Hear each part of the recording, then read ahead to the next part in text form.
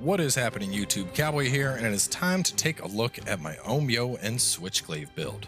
Now, Switchglaive is something that actually grew on me quite a bit. Back in the beta, I wasn't too sure about this weapon, but the more I had a chance to play with it, the more I fell in love with it. It's incredibly dynamic with a lot of stance swapping, and on top of that, it can absolutely shred enemies under the right circumstances.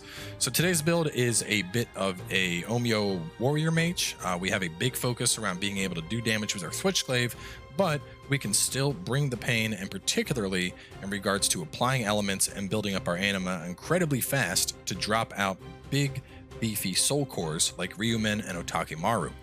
Now, before I jump straight into this build, I do want to note there are two separate variations of this I want to make mention of. There's a variation that is more for a straight mage, and then the one I have right here, which is more of a warrior mage. And depending on which you run will come down to what set bonuses you want. In particular, there's two separate Onmyo sets in the game we can take advantage of, the Spirit of Seimei and Onmyo Austerity. Taking a look at these sets, Spirit of Seimei gives you a 10% boost when you're at full health, 25 magic power, reduced defense on Onmyo magic hit, and 15% untouched Onmyo magic. The secondary one, Onmyo Austerity, gives Onmyo magic power, devastating rush damage, reduced attack on Onmyo magic hit, and a damage bonus based on our Onmyo magic power. Now, this stat in particular is going to make our Switchglaive hit incredibly hard, which is why we are running the 5-piece bonus from this and the 3-piece bonus from this. With that in mind, if you wanted to do a more caster-oriented build, you're not going to benefit from that as much. So instead, I'd suggest running the 5-piece bonus of Spirit of Seimei, so you take advantage of the 15% untouched Onmyo, preserving your casts longer. With that in mind, let's jump into where we get all this stuff and talk about the build. Now, as for farming up the gear, it's actually going to be pretty easy for this one because we can get the first set just from the dojo mission. Going on down into the dojo mission here, down at the very bottom, we have the 9 symbols. On New Game Plus, it'll give you 3 different purple pieces of his armor. On New Game, I want to say it might actually give you purple the first time you beat it on New Game as well. But the point is, you just need to beat this quest and he'll drop the gear. I also believe this may be where the smithing text comes from. I'm not 100% where I got it, but you only need a couple pieces of the gear to make this really work, and so you can farm them right here, just repeating and doing this mission over and over.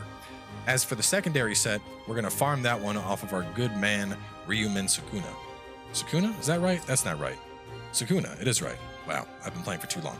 Anyway, you can refight Ryumen as much as you want in the submission Restoring Harmony, and that is where you can get the smithing text to make the armor, or the Onmyo Austerity.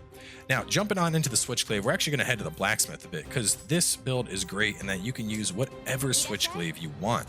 Now, there are quite a few different Switchglaives that you can choose from when it comes on down to it. Going on over here, we're going to take a look at some of the ones I would recommend. Phoenix Wing is going to be a great choice. We have a lot of fire, water, or lightning damage, so this makes Purity a very safe bet. This will allow us to get Purity up on the target, and then no matter what element they're weak to, we can apply that, therefore proccing the Confusion debuff. Alternatively, though, we have stuff like Raigen's Claw, which come in with lightning. We have the Suzaku's Beak, which has fire. Evil Crusher is another Purity one. Where is our one that everyone runs? There we go, Seething Dragon. This one is really nice in the fact that it has Corruption, but since Corruption isn't all that strong against Yokai, I actually really like using the Phoenix Wing. Now, Phoenix Wing, you can farm off of the final boss of the game. You absolutely do not have to have Phoenix Wing, but I find Purity very easy to build up compared to building up Corruption, and because of that, that's why I went with Phoenix Wing as my go-to choice here, because this build has a strong focus around getting Confusion up on the enemy, and getting Confusion up on Yokai in particular is actually pretty difficult, whereas Purity, there's not a single Yokai resistant to it. Moving on back into the gear though, beyond that, you're going to also want the Great Kanemitsu. Now, we're not actually going to use this thing, so it doesn't matter that it's yellow or blue or purple or whatever the case is. This is strictly here to help us get to that 5-piece set bonus. Even though we do have a boost to Devastating Rush, the Odachi is just a very risky weapon to run with when we're working with mainly light or mid-tier gear, so I wouldn't suggest actually using that. And after all, the Switchglaive is what's going to scale off the stats we're focusing on, so that is going to be our primary weapon. As far as secondary weapons in the range slots, whatever you want, once again, as always, I'm using Warrior the West Bow for the life bonus, and then Psychas for the life drain bullseye, because that can also proc off all the range stuff that we are doing. Once again, on your primary, you should have a damage bonus to agility. Now moving on into the gear, the stats are going to be pretty obvious for this one. Onmyo magic power on every single piece you can get it on. In addition to that, if you can get untouched Onmyo magic, roll that onto the chest. Get as much as you can on your gear. Beyond that, you can also roll attack or attack defense switchglaive on the gloves, which I would recommend. If I wasn't running out of Umbricite, I probably would have rolled it myself. Moving on down, you of course are going to need a Yasukani Magatama. As I've mentioned before, you can farm this in the abduction mission, or alternatively, you get a guaranteed Yasukani off of the final boss in New Game Plus. As for your secondary, it's really whatever you want here. I went with this Shootin' Doji just because it happened to have Anima Charge on it, which is something that's really nice to have on this build, but you should try to roll elemental damage onto your accessories. I have not here because I'm making so many builds that I'm running out of Umbricite in the time being, but you can actually boost individual elemental damage or all elemental damage, and I would suggest going for all elemental damage since we're going to be working with quite a bit of it. So moving on down to that elemental damage, we're going to be working with the shots. Now the reason we're using the shots in particular is while these don't have the damage of the AoE abilities, they do a ton of buildup. Pretty much any enemy in the game, if they're not resistant to something, you're going to proc fire or water or lightning with a single shot. If they are resistant and they're already looking at you, it might take 2. So the point is you're going to want to max these out. So 7, 7, 7 across the board. We're also going to have our elixirs on. Moving on into the secondary slot, Fire Familiar Talisman. This thing is amazing. I cannot stress that enough. You pop this, you get on something and start hitting it with your Purity Switchglaive, it's going to have confusion up on it in less than 10 seconds. We're also going to be running a weakness talisman, and what I want to point out here is we're running weakness because of the build we have. With this build, anytime we hit something with Onmyo, it's going to hit it and reduce its attack, basically a free Devigorate debuff. So because of this, if we use weakness talisman, we're applying both weakness and Devigorate at the same time. If you're running more of the Spirit of Seme set to have reduced defense, instead you should be running Devigorate talisman to once again also apply weakness and Devigorate at the same time.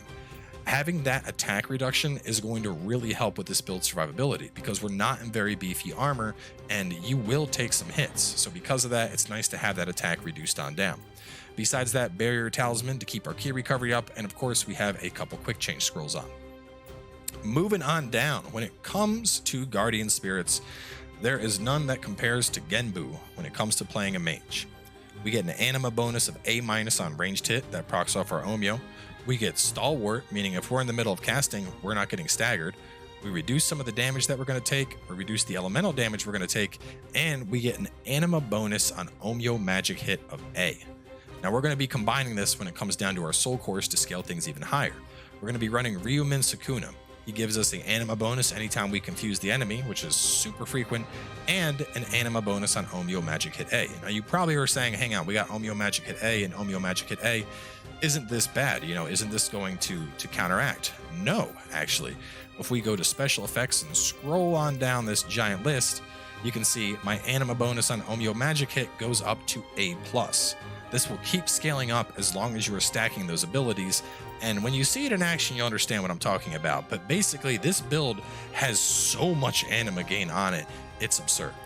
Because we have so much anima gain, we are of course going to run Otakemaru. This thing is an absolute nuke. It devastates bosses as you've seen before. Ideally, if you can get one that has 15% yokai ability damage, that just makes things even spicier. But he is a fantastic pick for a build like this. His anima gain on confused enemy, or that we have right here, that's going to synergize with this one, and we're just going to be having a ridiculous amount of anima coming in. It's insane. Lastly, an Oni B core, because we want to boost up our elemental damage even further. Now, hopping back over to the shrine to look at the Guardian Spirit, there's a couple choices when it comes to secondary, but I would suggest a Tengen Kujaku here. This is going to give us an anima bonus based on any elemental attacks we do, which is quite nice. If you want to do a more targeted build, you could do Ame no Mitori, which will boost your lightning damage by an extra 10%.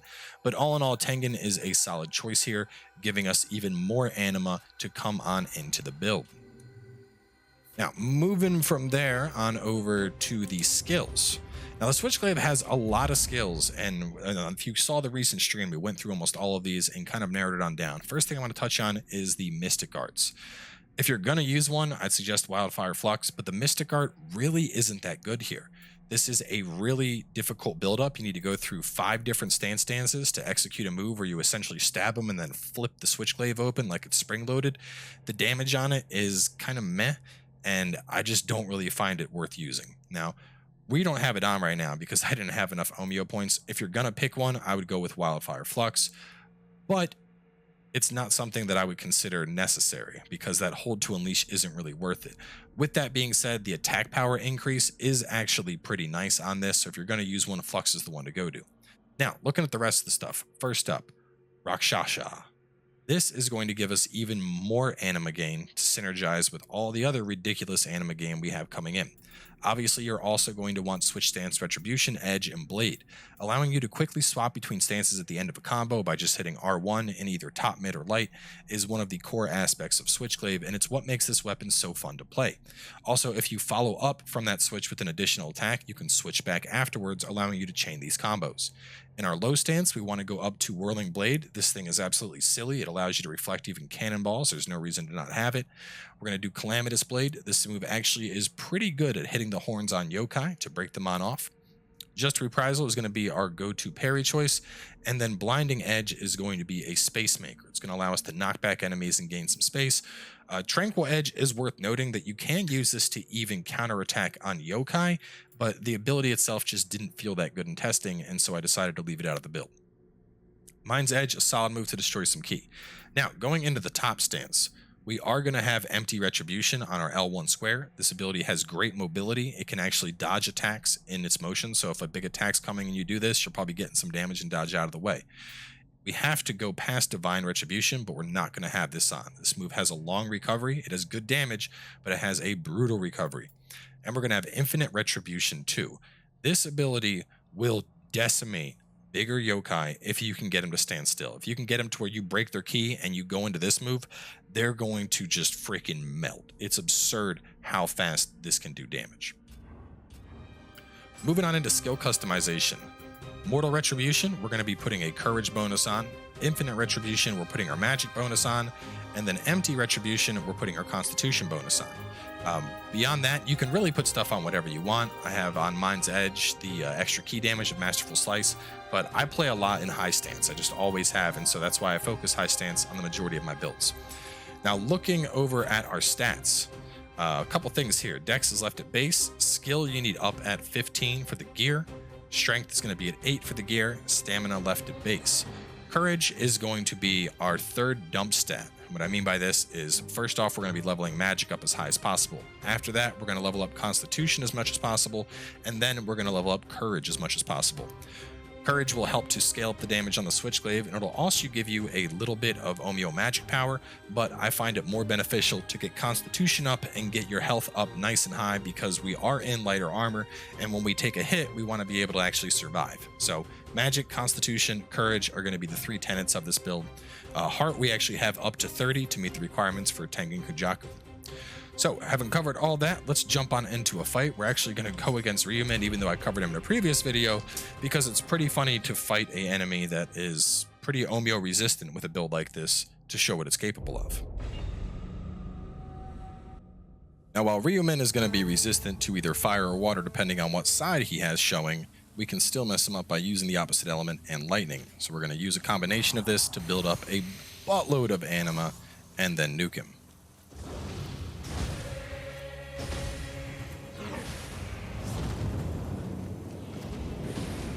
And even though we're not getting damage here, there's one Otakamaru coming out.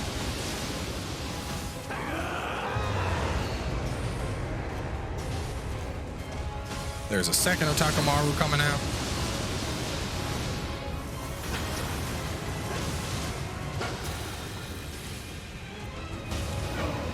Well, he died, but a third Otakamaru was about to come out.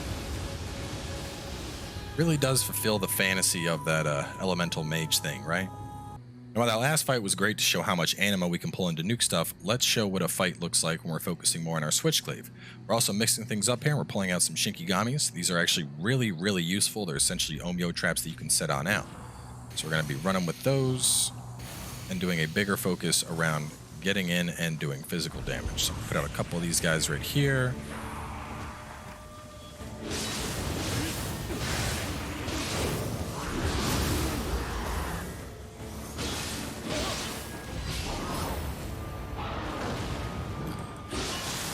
Into the fire you go.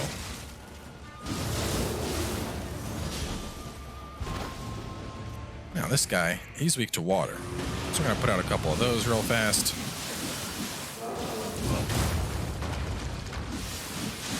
And we're just going to kind of mess him up. Once we confusion on the enemy, the rest just goes downhill for him.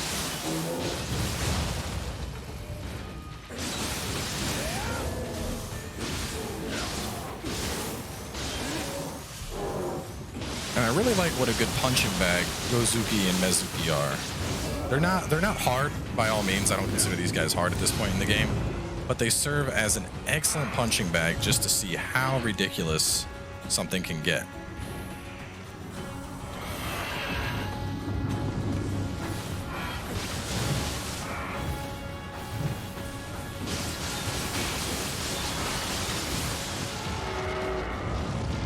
I wasn't done my combo yet. Why are you fighting back? Stop that.